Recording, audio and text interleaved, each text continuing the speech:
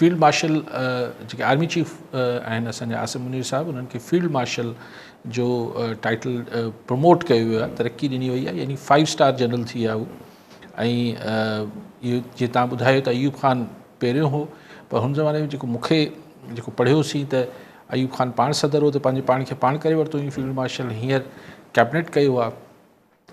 ही ज़ाहिर हिकिड़ी एज़ाज़ आहे, ही को पोस्ट एज सच त न आहे, जेको स्ट्रक्चर आर्मी जो आहे उन में हिकिड़ी रेगुलर पोस्ट न आहे, ही कंहिंखे अगरि एज़ाज़ ॾियणो हूंदो आहे त पोइ कबो आहे। लेकिन हाणे हिते सवाल जेके ISPR ज़रूरु क्लैरिफाई कंदी ऐं करणु बि घुरिजे, छाकाणि त इहे सभिनी जे ज़हननि में सुवाल हूंदो त अगरि ज़ाहिर फील्ड मार्शल जेको हुजे थो उहो टिनी जेके फोर्सिस हुजनि थियूं, एयरफोर्स, नेवी ऐं आर्मी, हिननि जे चीफ्स जेके हुजनि था, नेवल चीफ, एयर मार्शल ऐं आर्मी चीफ खां मथे हूंदो आहे, तॾहिं हू सीनियर हूंदो आहे, 5 स्टार हूंदो आहे, तॾहिं हू फील्ड मार्शल सॾिबो आहे। त सभिनी जे मथां हूंदो आहे, हुन खां मथे सिर्फ़ु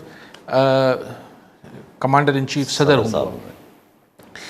कारण अयूब ख़ान जे ज़माने में त अयूब ख़ान पाण ई सदर हो ऐं पाण ई फील्ड मार्शल हो।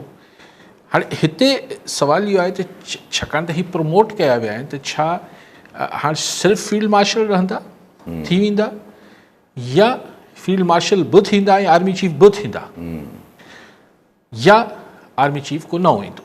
हाणे इहो ख़ुदा ख़बर, इहो हाणे ज़ाहिर कैबिनेट जे डिसीशन में त क्लैरिफाई न कयो वियो आहे, पर यकीनन ISPR या सरकारी तरह जी वज़ाहत थींदी त छा आसिम मुनीर साहिब जी फील्ड मार्शल थियण खां पोइ आर्मी चीफ जी पोज़ीशन वेकेंट थी वई आहे, हिन ते को ॿियो आर्मी चीफ थींदो, या ही पोस्ट बि आसिम मुनीर साहिब वटि ई रहंदी। हाणे अगरि इहा पोस्ट बि आसिम मुनीर साहिब वटि रहे थी त पोइ बहरहाल पोइ आर्मी चीफ बि हूंदा ऐं फील्ड मार्शल बि हूंदा। आई डोंट नो हाउ हिन सां पोइ छा सिर्फ़ु मक़सदु पोइ सिर्फ़ु एज़ाज़ ॾियणु हूंदो। ॿियो त छाकाणि त लॉजिकली हिकु नंढी पोस्ट ते बि साॻियो माण्हू वेठो हुजे ऐं मथी पोस्ट ते बि साॻियो माण्हू वेठो हुजे। ख़ैर असां वटि थियो आहे, असां वटि ज़ियाउल हक़ हो, मुशर्रफ हो, ही सभु हुआ, या अयूब ख़ान ख़ुदि हो, त टेक्निकली त आर्मी चीफ सदर जे हेठि हूंदो आहे, पर ज़ियाउल हक़ ऐं मुशर्रफ त अयूब ख़ान सदर बि हुआ, आर्मी चीफ बि हुआ, त मथियों उहिदो बि पाण संदन वठो ऐं हेठियों उहिदो बि संदन वठो। हिते ऐं स्पेकुलेट नथा करे सघूं, इहो त हाणे ही वज़ाहत अॼु ताईं अची वेंदी मुंहिंजे ख़्याल में किथां न किथां। त बेसिकली ही जेका पोस्ट ऑफ आर्मी चीफ आहे उन खां प्रमोट कयो, जीअं रिपोर्ट थिए पियो त खेसि प्रमोशन ॾिनी वई। हाणे प्रमोशन अगरि कंहिंखे मिले थी त लामुहाला हू जूनियर पोज़ीशन त पंहिंजी मेंटेन नथो करे, हू छॾे पोइ प्रमोट थी वञे थो। ऐं हिते अगरि 4 स्टार जनरल मां 5 स्टार जनरल थी विया आहिनि कैबिनेट जे फ़ैसिले खां पोइ, त छा हू 4 स्टार वारी पंहिंजी पोज़ीशन बि पाण वटि रखंदा, हुनखे ॾिनी रखंदा या न रखंदा, हाणे ISPR वज़ाहत कंदी। ज़ाहिर घणियूं ॻाल्हियूं अञा त क्लियर थींदियूं वक़्त सां गॾु, उहो त हाणे जेतिरो अचे थो।